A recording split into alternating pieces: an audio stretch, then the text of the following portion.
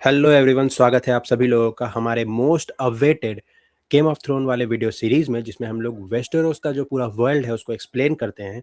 और आज हमारा ये जो वीडियो है, थर्ड एपिसोड का पार्ट 2 है, जिसमें हम लोग एगोन कॉन्क्वेस्ट पे बर्निंग ऑफ हेरेनहोल्ड के आगे की कहानी जानेंगे। तो हम लोग स्टार्ट करते हैं इस कहानी को।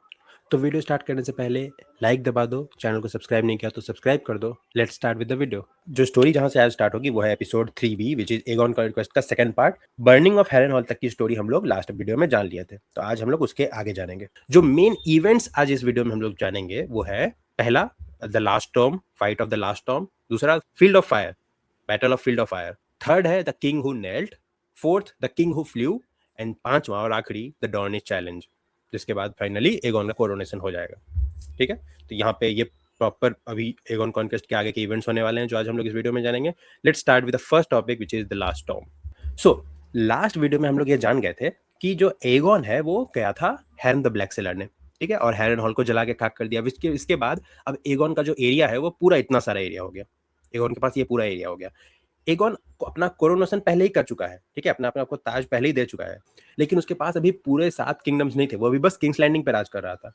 अब उसके पास ये हेरन द ब्लैक वाला एरिया आ गया है, मतलब पूरा रिवरलैंड्स आ चुका है। नाउ ही विल गो आगे बाकी किंगडम्स की ओर, और सबसे पहले वो जाएगा स्ट्रोम्स लैंड की ओर, क्योंकि वो उसको चुनौती दे रहा था। उसी के साथ तो लड़ाई सबसे पहले स्टार्ट हुआ था, तो अब जाएगा स्ट्रोम्स लैंड की ओर। स्ट्रोम्स लैंड की ओर उसने भेजा अपने सबसे प्यारे दोस्त ऑरिस बराथियन को, ठीक है, और उसके साथ अपनी बहन रेनीज टारगेरियन को। ठीक है, तो ऑरिस और रेनीज ये दोनों जाते हैं स्ट्रोम्स लैंड की तरफ। अब स्ट्रोम्स लैंड का जो कैसल है उसके बारे में भी ये कहा जाता है कि स्ट्रोमसेन का कैसल वो सेकंड स्ट्रॉन्गेस्ट कैसल आफ्टर हेरनहॉल। हेरनहॉल को तो जला के खाक कर दिया गया, स्ट्रोमसेन बचा। तो जो वहां का राजा था वो था आर्गिलैक द एरोगेंट, आर्गिलैक डुरैंडॉन। ठीक है, इसके जो बैनरमैन थे ये बहुत लॉयल थे आर्गिलैक के लिए। ठीक है, उन्होंने कहा कि तुम एक काम करो आर्गिलैक, तुम अपने महल में रहो, हम लोग तुमको बाहर गार्ड करेंगे, हम लोग बाहर और इससे लड़ेंगे। आर्गिलैक समझदार था, वो जानता था कि आप तुम लोग कितना भी लड़ लो जीत तो पाओगे नहीं। दूसरी बात कि वो लोग अकेले थोड़ी आ रहे हैं, उनके साथ है उनका ड्रैगन मेरेक्सिस।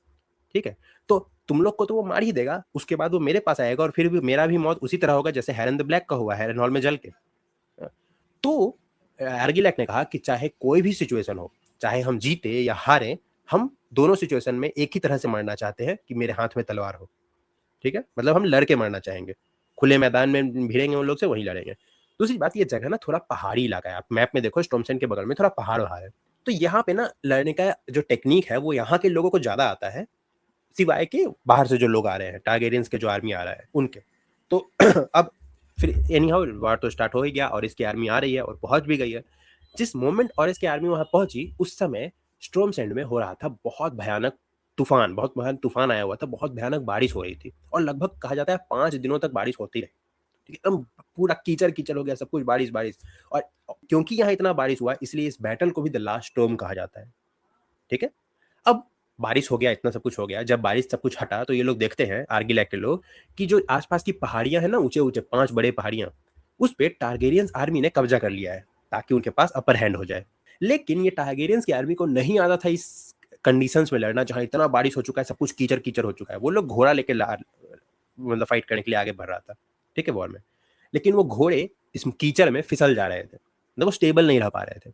ठीक है, आर्गिलेक की आर्मी ने क्या किया, डोरेंडोन की आर्मी ने, ये लोग पैदल से ना, और क्योंकि उनको लड़ना आता था इस जगह पे, वो लोग पैदल भाला लेके स्पीयर्समैन ऊपर की ओर चढ़े और एक एक करके पहली पहाड़ी में से और टारगेरियंस को खदेड़ा, दूसरी पहाड़ी में से खदेड़ा, तीसरे से भी खदेड़ दिया। जब इतना सब कुछ देखा कि यार ये लोग तो धीरे धीरे डोमिनेट कर रहा है, तो रेनीज ने अपना न्यूक्लियर बॉम्ब, अपना टैंक निकाला, एंड वो था मेरेक्सिस। तो अब ये लोग अपना टैंक लेके आए और ये मेरेक्सिस जैसे ही मैदान में आया एक एक करके सबको जलाना शुरू कर दिया। आधे लोग भाग गए, आधे लोग जल के मर गए, कोई नहीं बचा। सब कुछ सब देखने के बाद जब मुआयना करने के लिए निकला और इस बराथियन देखने कौन कौन बचा है, क्या हुआ है सिचुएशन, तो वो देखता है कि एक बूढ़ा आदमी अभी भी लड़ रहा है। और इसे देखता है कि एक बूढ़ा आदमी अभी भी लड़ रहा है। वो कौन बूढ़ा आदमी था? आर्गिलैक, आर्गिलैक द एरोगेंट या आर्गिलैक डुरैंडोन अभी भी लड़े जा रहा है। सिर्फ लड़ नहीं रहा, बल्कि ये आर्गिलैक अपने से आधे उम्र के लोगों को, दर्जनों लोगों को अकेले संभाले हुए है, और इतने ही लोगों को अकेले मार के अपने पैरों के पास गिराया हुआ है। इसका मतलब he was a very brave soldier. So now अब ऑरिस ये बोलता है कि ऐसे तो तुम हार नहीं मानोगे और तुमको हम धोखे से मारना नहीं चाहेंगे कि इतने सारे लोग तुमको अकेले मार दें, तो ये तो बहुत ऑनरेबल मौत नहीं होगी तुम्हारे लिए, तुम इतने ब्रेवली लड़ रहे हो। तो ऑरिस बोलता है 1 to 1 मैन टू मैन लड़ाई करते हैं हम लोग। ठीक है, जो हारेगा उसकी टीम, उसका जो आर्मी होगा वो पीछे हट जाएगा, और जो जीतेगा वो स्ट्रोम्स लैंड पे क्लेम कर लेगा। उसके बाद दोबारा हम लोग नहीं आएंगे। ठीक है, वन टू मैन। और यही आर्गिलेक भी यही मान लेता है। आर्गिलेक और ऑरिस में होता है वन टू वन फाइट।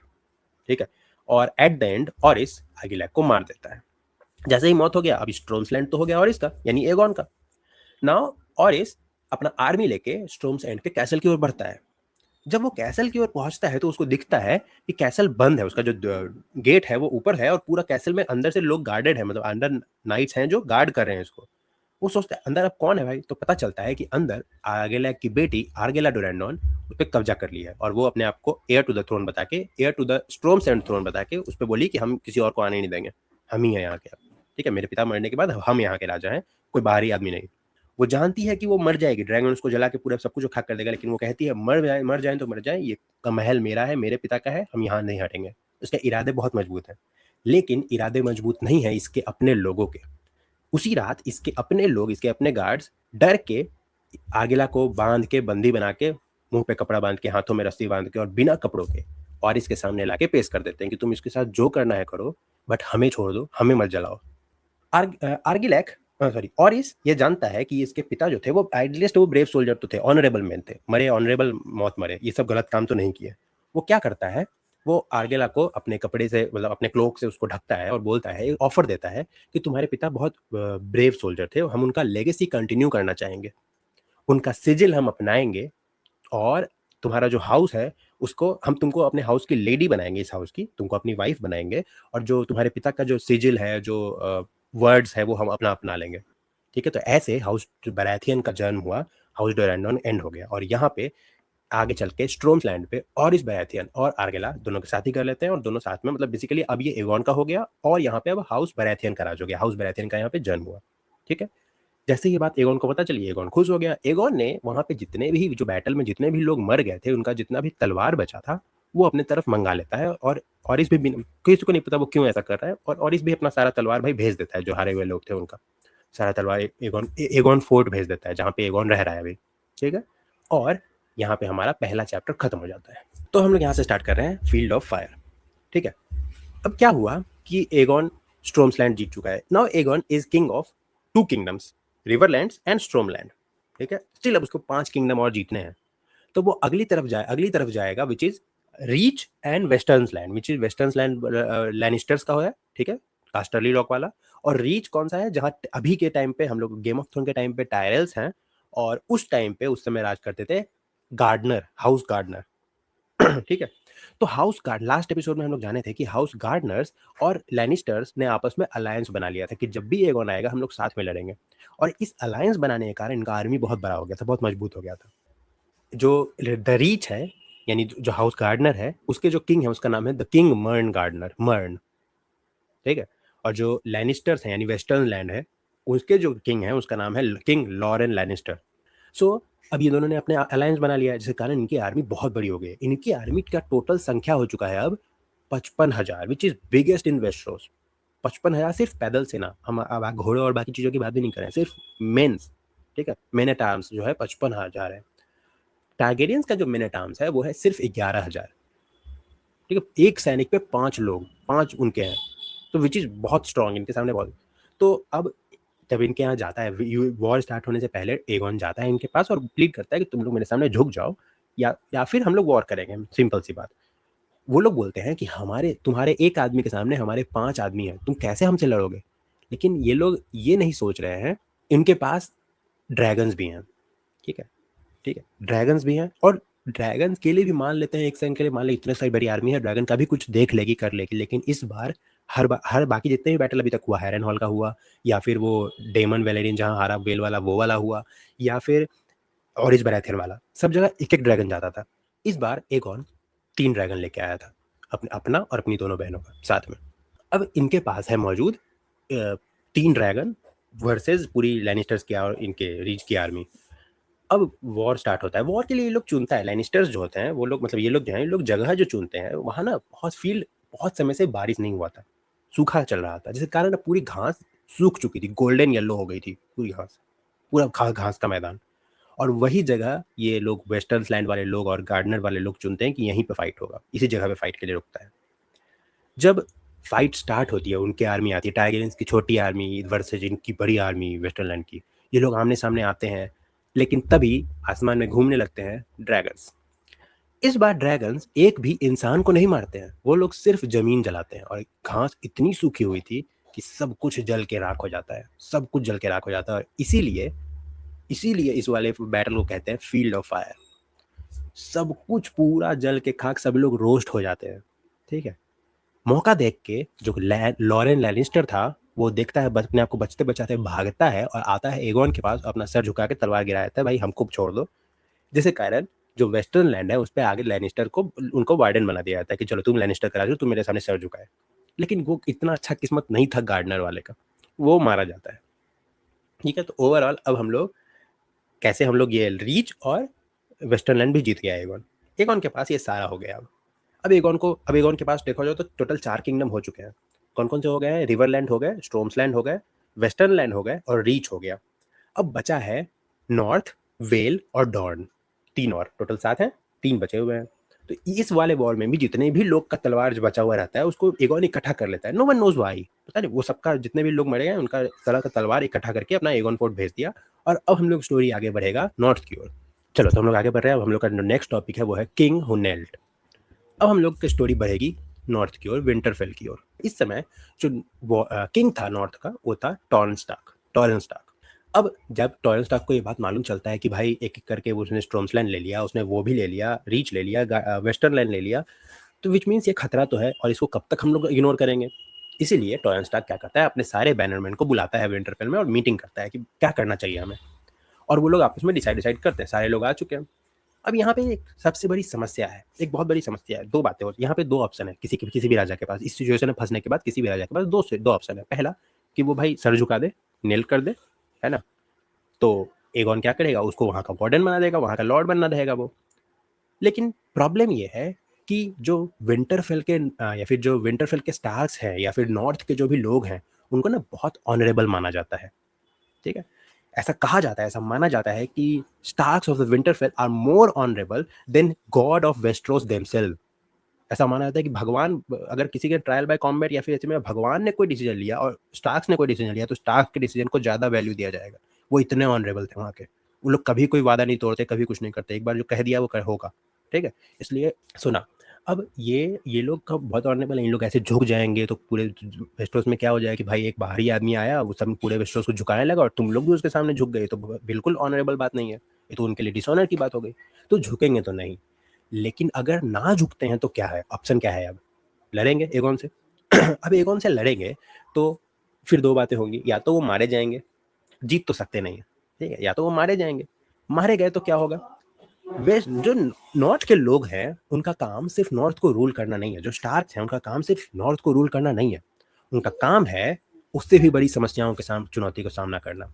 वो है दी व्हाइट वॉकर्स। हजारों सालों से इनका काम है नॉर्थ में और बियॉन्ड द वॉल से आने वाली समस्याओं को रोकना। इन्होंने जब पहली बार लॉन्ग नाइट आया था तो चिल्ड्रन ऑफ फॉरेस्ट के साथ मिलके ये और चिल्ड्रन ऑफ फॉरेस्ट मिलके उन व्हाइट वॉकर्स को भगाए थे, हराए थे। और उसके बाद उनके मैजिक के साथ मिला के इन्होंने वॉल बनाया था जिसके गार्डिंग का काम है नॉर्थ का। अगर ये किसी मान लेते हैं कि एगोन से हार जाते हैं अपने ईगो के कारण, अपने ऑनर के कारण, और कि वो किसी और साउथ के आदमी को यहाँ का वार्डन बना देता है, तो और वो नहीं लेता है इतना सीरियसली इस वॉल वाले समस्याओं को, नॉर्थ वाले समस्याओं को, तो ये तो पूरा वेस्टरोस को के लिए खतरनाक बात है, पूरा वेस्टरोस खो देगा। तो अब स्टार्क्स को ये सोचना था कि क्या वो अपना ऑनर हारेंगे या वो पूरे वेस्टरोस को खतरे में डालेंगे। लेकिन स्टिल टॉरेन स्टार्क ये सोचता है कि हम लोग अटैक तो करेंगे, लड़ेंगे, बिना लड़े तो नहीं हारेंगे। और अपनी पूरी नॉर्थमैन की आर्मी लेके वो लोग बढ़ने लगते हैं साउथ की ओर। नाउ अब ये लोग बढ़ रहे हैं साउथ की ओर, इनको रास्ते में मिलता है ट्राइडेंट रिवर, जिसके पार पूरा इलाका है टारगेरियंस का। अब उस ट्राइडेंट रिवर के पास जब नॉर्थमैन की आर्मी पहुंचती है, स्टार्क्स की आर्मी पहुंचती है, वो लोग देखते हैं कि कितनी बड़ी सेना बन चुकी है अब टारगेरियंस की। उनको दिखता है वो 3 हवा में उड़ता हुआ ड्रैगन। जिसके बाद अब ये लोग फिर से अपने कैंप में आते हैं और एक और मीटिंग होता है जिसमें आधे लोग कहते हैं कि हमें झुक जाना चाहिए, हमें वापस चलना चाहिए। आधे लोग कहते हैं कि नहीं, बिना लड़े तो हम लोग जाएंगे नहीं, ठीक है। लेकिन टॉरेन स्टार्क कुछ और सोच रहा है दिमाग में। टॉरेन स्टार्क जाता है एगोन से मिलने, ठीक है। वो एगोन के सामने अपना सर झुकाता है, अपना क्राउन उसके सामने रखता है और उसको सारी बात बताता है कि नॉर्थ में क्या चल रहा है। उनका काम क्या है, वॉल क्या है, व्हाइट वॉकर्स क्या है, सब कुछ बताता है। और एगोन को पहली बार ये मालूम चलता है कि ये क्या है वेस्टरोस, मतलब वेस्टरोस में क्या खतरा था और क्या खत्म हुआ था इतने सालों पहले, लॉन्ग नाइट क्या था, व्हाइट वॉकर्स क्या थे और वॉल क्यों बना है। इसी मोमेंट पे एगोन को ये पता चला कि एक प्रोफेसी है कि एक बंदा आएगा, अजोर हाई का एक प्रोफेसी है कि आएगा वो अपने जलते हुए तलवार के साथ और फायर लेके आएगा, सबको जलाते रहेगा। एगोन इसको ये इंटरप्रेट करता है कि ये फायर का मतलब हुआ वेलेरियन स्टील और ड्रैगन, और ये जो आदमी आएगा वो एगोन हम ही हैं, हम ही लोग हैं, टारगेरियंस ही आएंगे उनको बचाने के लिए। एगोन इस प्रोफेसी को अब ये समझने लगता है कि कोई टारगेरियन आएगा, और यहाँ मे बी वो सही हो, मे बी वो गलत हो, बुक के अभी एंड नहीं हुआ है तो हम लोग नहीं जानते कि क्या वो सही था वो गलत था, लेकिन वो एगोन ये मानता है कि उसी के लाइन या तो वही या तो उसके लाइन से कोई आएगा जो इस पूरे प्रॉब्लम को अगली बार जब ये प्रॉब्लम उठेगा तो खत्म करेगा। ठीक है। और क्योंकि टॉरेंस स्टार्क ने पहला नॉर्दर्न किंग था जो किसी के सामने झुका, इसलिए इस राजा को कहा गया द किंग हु नेल्ट। ठीक है, बहुत आइकॉनिक चीज है ये। सांसा स्टार्क इसके बारे में जिक्र भी करती है कि अगर ये नहीं झुकता तो शायद पूरा विंटरफेल पूरा स्टार्क ही खत्म हो जाते, कभी कभार बचाने के लिए झुकना पड़ता है। और यही यही फोटो इस बुक के बैक में प्रिंटेड है। हमारा जो अगला टॉपिक है वो है द किंग हु फ्लू। अब हम लोग स्टोरी में बढ़ते हैं वेल की ओर। द ईरी ऑफ वेल, जिसकी क्वीन रीजेंट है अभी सेरा एरन, सेरा एरन एरन। ठीक है, सेरा एरन असल में जो किंग है वहां का वो एक बच्चा है। ठीक है, बॉय किंग है, वो बहुत बच्चा है, 9 साल से भी छोटा है। और क्योंकि वो 9 साल का बच्चा राज थोड़ी करेगा, तो क्वीन रीजेंट है, उसके जगह राज कर रही है यही सेरा एरन। अब जो वेल है उसके बारे में ये कहा जाता है कि इम्प्रेग्नेबल है, इसको कोई भेद नहीं सकता, कितनी भी बड़ी बड़ी आर्मी ले आओ इसको भेदना असंभव है। क्यों? क्योंकि इनका जो महल है इरी, ठीक है, जो इनका जो कासल है वो एक तो पहाड़ी पे बना हुआ है। ठीक है, तो नीचे से लोग चढ़ेंगे पहले पहाड़ी, तब इनके महल में घुसेंगे, और ऊपर से वो लोग गार्ड करते हैं, ऊपर से ही मारते रहते हैं कि ऊपर कोई चढ़ ही ना पाए। महल पे कोई चढ़ ही नहीं पाता है, तो महल पे चढ़ पाना तो संभव नहीं है, महल तक पहुंचना भी संभव नहीं है, क्योंकि इनके पास एक और सुरक्षा घेरा है which is the bloody gate. Bloody gate पहाड़ों के बीच में ऐसा गेट, जो इकलौता रास्ता जो है यहाँ आने का, उसके बीच में बनाया हुआ गेट है, जिसमें चारों साइड ऊपर नीचे हर तरफ इनका गार्ड होता है। कोई आर्मी भी अगर उस रास्ते से, नैरो रास्ते से आ रही है, ऊपर से ही मार देते हैं। तो हजारों सालों में कभी भी वेल का महल को भेदा नहीं गया, इट इज इम्प्रेग्नेबल। शो में भी ये बात कही जाती है। हम लोग गेम ऑफ थ्रोन जो शो था उसमें जो लाइसा आयरन होती है, जब कैटलिन स्टार्क वहां भाग के जाती है उसको लेके, बॉने को लेके, क्या नाम था, टिरियन स्टार्क को लेके जाती है बंदी बना के, तो उसकी बहन कहती है the Eyrie is impregnable, you saw it yourself, no enemy could ever reach up here. मतलब वो जानती है कि कोई नहीं आ सकता, और ये हमेशा से वेल वाले जानते थे। इसीलिए जो सेरा आयरन थी ये ना पूरा आर्मी बढ़ा देती है अपने अपने कैसल पे भी और अपने ब्लडी गेट पे भी, कि कोई आ ही ना पाए, एगोन वाले को तो घुसने ही नहीं देंगे। और बड़े खुशी खुशी रह रही होती है, वो खुशी खुशी तो रह रही होती है, बड़े शांति से रह रही, कि आर्मी तो आ ही नहीं पाएगा, बड़े मजे से। लेकिन वो भूल गई थी कि एगोन की आर्मी चल के नहीं आती है, वो उड़ के आती है। है ना। एक दिन वो अपने बिस्तर पर सोई हुई थी, सुबह सुबह जब वो उठती है देखती है कि अरे मेरा बेटा तो बगल में है ही नहीं। उसको आवाज आता है कि मेरा बेटा जो बालकनी है ना उसमें खेल रहा है, महल का जो बालकनी है उसमें खेल रहा है, हंस उस रहा है, बात कर रहा है। किससे बात कर रहा है भाई? वो उठ के बाहर जाती है और देखती है विसेन्या टारगेरियन आई हुई है उसके बालकनी में अपने ड्रैगन वेगार के साथ, उसके बालकनी में बैठी हुई है, और उसके गोद में बैठा हुआ है उसका बेटा, lucky man by the way. But अब इस मोमेंट पे जो सेरा एरन है, इसका इसका जो क्वीन वाला दिमाग था वो काम करना बंद कर देता है। अब वो सिर्फ एक माँ है, एक वर्नरेबल माँ, जिसका बेटा एक ड्रैगन और उस ड्रैगन लॉर्ड के गोद में बैठा हुआ है। अब बिल्कुल परेशान सी हो गई है कि भाई मेरा बेटा तो क्या पता क्या हो जाएगा, बल्कि बेटा बड़ा खुश है। वो जाती है विसेन्या के पास और बोलती है कि प्लीज़ मेरे बेटे को कुछ मत करना, इकलौता बेटा है, यही आगे चल के वेल का राजा बनेगा। विसेन्या भी बोलती है कि हम कुछ नहीं, हम कुछ करने ही नहीं आए, हमको अगर आना होता तो हम लड़ने आते, सीधा सीधा मार देते तुम लोग को, बट हम तो आए हैं बस तुम लोगों से ये बात करने की अपना जो क्राउन पहनती है वो क्वीन रीजन का क्राउन, जो उसका बॉय किंग यानी छोटा सा बच्चा जो छोटा वाला क्वाइट क्राउन पहनता है वो, प्लस जो एक्चुअल किंग ऑफ वेल का जो क्राउन है जो बड़े होके पहनता है वो बच्चा, वो यानी 3 क्राउन, और साथ में वहाँ के जितने भी गार्ड है उनका तलवार उसके सामने रख देती है। वो सारा कुछ रख देती है, बदले में वो बच्चा जो है वो ये मांगता है सेरा से, मतलब विसेन्या से, कि तुम हमको अपने ड्रैगन पे एक राइड दो। विसेन्या ये सारा तलवार, सारा थ्रोन उठाती, क्राउन उठाती है और लेके उड़ जाती है। प्लस वो उस दिन पूरे दिन उस बच्चे को अपने ड्रैगन वेगार में बिठा के पूरा वेल घुमाती है। ठीक है, इसीलिए इस वाले बैटल को कहा गया द किंग हु फ्लू है। और इसके साथ अब इनके पास वेल भी हो गया। अब बचा है बस हमारे पास डॉन इनको लेना है। टोटल ये 6 किंगडम का राजा तो बन ही चुका है, बस डॉन डॉन एक बचा हुआ है। हम लोग अगले डॉन के बारे में हम लोग नेक्स्ट टॉपिक में जानेंगे, विच इज द डॉर्निश चैलेंज। देखो, जब एगोन ने ये फील्ड ऑफ फायर वाला चीज जीता, उसको मालूम चला कि हम जीत तो रहे हैं लेकिन कई सारे लोग मारे जा रहे हैं। और लोग में जब मारे जा रहे हैं तो उनकी एंड ऑफ की उनकी आर्मी, वहाँ के लोग मर गए तो वहाँ के लोग जितने भी लोग के फैमिली मेंबर मरे, सैनिक तो आम आदमी होते हैं, उनके फैमिली मेंबर मरे, तो वो लोग हमको कैसे अपना लॉर्ड किंग मानेंगे जब हम उनके फैमिली मेंबर, उनके भाई पिता को मार के हम राजा बन रहे हैं। इसके कारण ही इन्होंने वेल में बिना किसी को मारे जीतने की कोशिश की। और यही काम ये लोग करेंगे डॉन के साथ भी, कि हम लोग कोशिश करेंगे कि ना मारे, जितना हो सके कम खून खराबे के साथ चीजें निपट जाए। ठीक है, तो रेनीज टारगेरियन को अपने ड्रैगन मेलैक्सिस के साथ भेजा जाता है डॉन। ठीक है, रेनीज टारगेरियन जाती है डॉन। उस समय डॉन की जो क्वीन थी वो थी मेरिया मार्टल। मेरिया मार्टल एक बहुत बूढ़ी लड़की औरत थी, बहुत मोटी औरत थी, और इतनी बूढ़ी और मोटी हो गई थी, इतनी बूढ़ी हो गई थी कि उसका विजन भी पार्सली ब्लाइंड भी थी। वो हिल नहीं सकती थी, थ्रोन पे ही बैठी रहती थी, अपने से कुछ काम नहीं कर सकती थी, लगभग मरने की हालत में थी। अब जब रेनी टारगेरियन अपने ड्रैगन के साथ वहां पहुंचती है तो वो देखती है अपने थ्रोन पे बैठे हुए मेरिया मार्टल को। ठीक है, वो उसके पास जाती है, उसको बताती है कि तुम हमारे सामने सर झुकाओ, हमारे सामने घुटने टेको और एगोन को अपना राजा मानो, और वरना हम लोग आएंगे विथ फायर एंड ब्लड। तो यहाँ पे जब वो बोलती है कि we will come with fire and blood, मेरिया मार्टे बोलती है इट्स योर वर्ड, तुम्हारे हाउस का वर्ड है ये, हमारा है अनबोर्ड अनबेंट एंड अनब्रोकन। हम लोग कभी झुके नहीं हैं, कभी टूटे नहीं हैं, और अभी भी नहीं झुकेंगे। प्लस तुम अगर तुम्हारा हमको मालूम है कि तुम्हारा अगर हम लोग नहीं झुकेंगे तो तुम्हारा जो राजा है वो ड्रैगन लेके आएगा, सबको मार देगा, तो मार दो। कुछ भी हो जाए, जो सनस्पियर के लोग हैं, जो डॉन के लोग हैं, कभी भी अपनी लॉयल्टी किसी बाहर वाले राजा की तरफ नहीं दिखाएंगे। ठीक है, हम तुम्हारे साथ खड़े रहने को तैयार हैं, तुम्हारे सामने झुक के रहने को तैयार नहीं है। ठीक है, और जब इतना अपने पूरा एग्रेशन के साथ ये सारा बात बोलती है मेरिया मार्टल, इस बात से रेनीज टारगेरियन भी डर जाती है और वो चुपचाप किंग्स लैंडिंग लौट जाती है। ठीक है, यानी किंग्स लैंडिंग लौट गई है। अब एगोन ऑल्दो सिर्फ 6 राज्यों का राजा है, उसके सामने एक छोटी सी और चुनौती आके खड़ी हो गई है, which is old town. Old town जो कि रीच के अंदर आता है, रीच किंगडम के अंदर आता है। वहाँ जो पूरे वेस्टरोस में जो जो रिलीजन फॉलो किया जाता है, which is faith of seven, उनका जो मेन मंदिर है, मेन टेम्पल कहो या चर्च कहो या जो भी कहो, जो मेन जगह है जहाँ जहाँ उनका धर्म गुरु रहता है, जिसको हाई सेप्टॉन कहते हैं, वो ओल्ड टाउन है। ओल्ड टाउन में ही इनका सिटाडेल भी है, ओल्ड टाउन में ही इनका ये वाला मंदिर भी है। मतलब ओल्ड टाउन इनका सबसे बड़ा शहर है हर चीज में, कल्चरली भी सबसे इंपॉर्टेंट, और सबसे बड़ा भी है, सबसे अमीर भी है। ठीक है, नाउ ये ओल्ड टाउन में रहने वाला हाई सेप्टन क्या कर रहा है, ये बोल रहा है कि हम नहीं मानेंगे एगोन को राजा वाजा।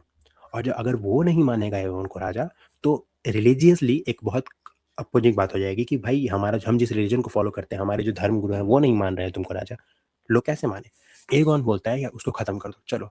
एगोन अपनी पूरी आर्मी लेके ओल्ड टाउन की ओर बढ़ता है, लेकिन जब वो ओल्ड टाउन की ओर पहुंचता है तो उसको क्या दिखता है कि दरवाजे खुले हुए हैं, और इन उनकी आर्मी उन पे अटैक करे इसके जगह वो लोग उसका स्वागत कर रहे हैं कि आइए आइए, चलिए चलिए चलिए आपको मंदिर लेके चलते हैं। और वहाँ हाई सेप्टॉन जो है वो एगोन का स्वागत करता है।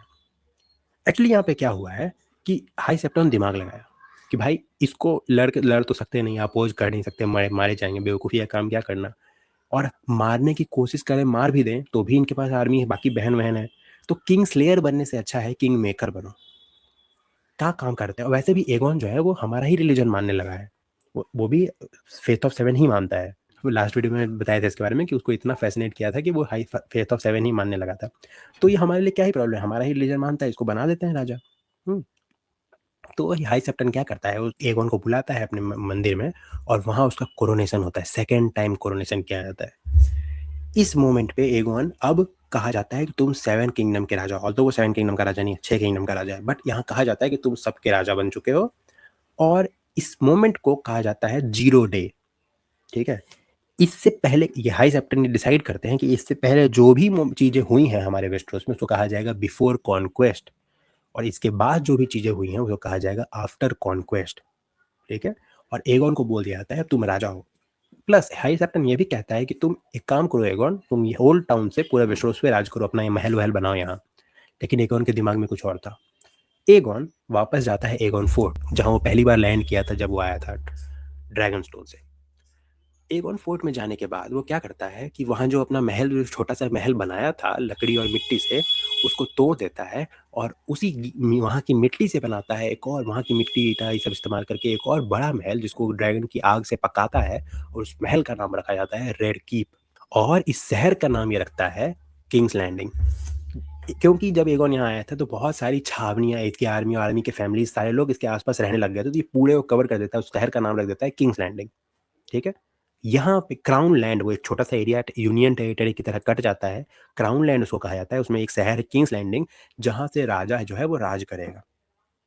ठीक है, अब आगे कहानी में बढ़ते हैं।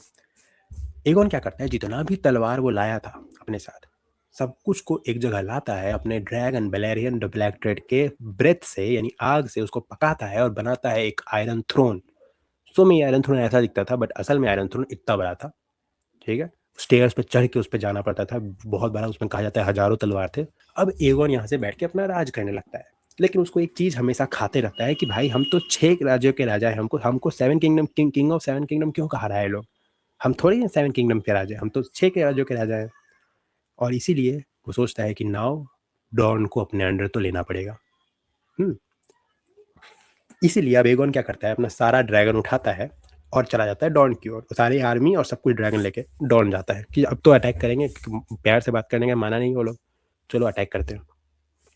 जब एगोन के सारे ड्रैगन और उसकी आर्मी पहुंचती है डॉन सनस्पियर सिटी जो है वहाँ, तो वहाँ वो देखता है कि सिटी खाली है, एक बंदा नहीं है, एक चीज़ नहीं है पूरे सिटी में। ये देखता है कि भाई यहाँ कोई नहीं है, तो एगोन क्या करता है, अपने सारे गार्ड्स को यहाँ रख लेता है, बोलता है कि डॉन हम लोग जीत गए, कोई चुनौती देने के लिए है ही नहीं, जीत गए। एगोन अपना उड़ के अपने सारे ड्रैगन के साथ बाकी बाकी लोगों के साथ आ जाता है अपना किंग्स लैंडिंग, और कहने लगता है कि हम क्योंकि अपना आर्मी वहाँ रख, अपना गार्ड्स वो महल में रख के आए हैं, हम लोग जीत चुके, वो हमारा हो चुका है। जैसे ही एगोन वहाँ से हटता है, जो सनस्पियर की आर्मी, जो डॉन की आर्मी थी, वो लोग आती है, उनको मालूम था सब कुछ, वो लोग बड़े स्टेल्थ में फाइट करने के माहिर थे, वो लोग आके सारे टारगेरियंस आर्मी को मार देते हैं और वापस से डॉन पे कब्जा कर लेते हैं। ये बात सुनने के बाद रेनीज टारगेरियन बहुत गुस्से में आ जाती है, और रेनीज टारगेरियन अपने मेलेक्सिस के साथ आती है और पूरा फाइट के मूड में आती है, इस बार सब कुछ जला के रख देंगे। जब वो दोबारा डॉन पहुंचती है तो इस बार लोग वहां तैयार थे। ठीक है, अपना तलवार, अपना भाला और अपने स्कॉर्पियो बोल्ट्स के साथ, स्कॉर्पियन भाले के साथ, उसके साथ वो लोग तैयार थे और मारना शुरू करते हैं। एक स्कॉर्पियन बोल्ट लगती है मिरैक्सिस की आंखों में, और ये मिरैक्सिस गिर जाता है, मर जाता है, और साथ ही मर जाती है रेनीज टारगेरियन यहीं। जैसे ही मर गई, ये खबर पता चला किंग्स लैंडिंग में एगोन को कि भाई मेरी वाइफ, मेरी बहन दोनों मर गई, मतलब दोनों एक ही थी, मर गई, और मैं उसका ड्रैगन भी मार दिया गया। वो अपना आता है अपने ड्रैगन के साथ और अपनी बहन, छोटी बहन विसेन्या के वेगार के साथ, और मिल के पूरे जला के खाक कर देते हैं पूरे डॉन को, और इस खाक पे राज करते हैं, मतलब ड्रैगन अब डॉन इनका हो गया। ठीक है, ये पूरा जला हुआ शहर इनका हो गया। लेकिन ये डॉन कभी भी ना एगोन को शांति से जीने नहीं देता, अब ऑफिशियली अब डॉन इनका हो गया। ठीक है, सारे लोग मार चुके हैं, लेकिन जब ये वापस किंग्स लैंडिंग आता है तो इसके बाद इसके ऊपर एक के बाद एक असैसिनेशन अटेम्प्ट होते हैं एगोन को मारने के लिए। सब रहे डॉन वाले लोग करवा रहे हैं, जिसके कारण एगोन को बनाना पड़ता है किंग्स गार्ड, एक वैसे नाइट्स जो सबसे अव्वल श्रेणी के होंगे, और उनको वो काम होगा बेसिकली किंग को गार्ड करना। लेकिन चाहे वो कितना भी मजबूत आदमी हो, कितना भी शानदार योद्धा हो, कुछ भी हो, टाइम के आगे तो कोई नहीं जीत पाएगा।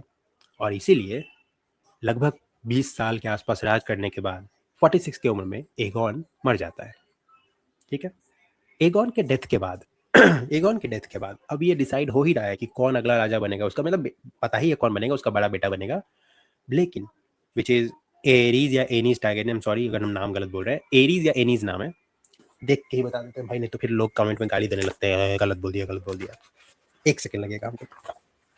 हाँ, एनीज टारगेरियन नाम है उसके बड़े बेटे का, और इसका एक और बेटा है, उसके बारे में अभी जानेंगे, वही आएगा, पहले एंट्री होगा। अब तो ये मर गया है, अभी जो अगला राजा है एनीज टारगेरियन, उसका कोरोनेशन नहीं हुआ है, लेकिन जो हाई सेप्टन थे, जो फिफ्थ ऑफ सेवन के जो लीडर्स थे, सेप्टन्स थे, गुरु थे, वो लोग ना विद्रोह कर देते हैं किंग्स लैंडिंग में इस बार। वो लोग क्या कहते हैं कि ये जो टारगेरियंस है ना, ये लोग इंसेस्ट करते हैं, इंसेस्ट, और ये हमारे लिए, ये वेस्ट्रोसी कल्चर में पाप है, फेथ ऑफ सेवन में इंसेस्ट पाप है, और वो लोग वही करते हैं। और इसीलिए ये लोग बनाते हैं जो हाई सेप्टेंस थे, ये लोग बनाते हैं एक ग्रुप जिसे कहा जाता है हाई स्पैरो। और ये हाई स्पैरो ग्रुप बनाते हैं और कहते हैं कि जो भी ऐसा था पाप करेगा उनको मार दिया जाएगा, बंद कर दिया जाएगा। ठीक है, ये लोग भूल गए थे कि एगोन मरा है। ठीक है, अभी भी बहुत सारे ड्रैगन राइडर्स हैं और वैसा ही एक ड्रैगन राइडर था मेगोर द क्रूएल जिसे कहा जाता है, जो कि अपने पिता का dragon Vellore the black dread को क्लेम कर चुका था। वो आता है और सबको मार देता है, सारे हाई स्पैरोज को मार देता है।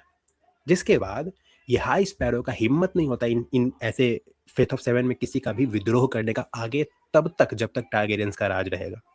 टारगेरियंस के राज तक उनका कभी राज, वो आगे चल के जब वापस सरसी वर्सी आती है तब उस हाई स्पैरो को वापस जिंदा करती है, वो करती है, जिंदा नहीं, उठाती है वापस।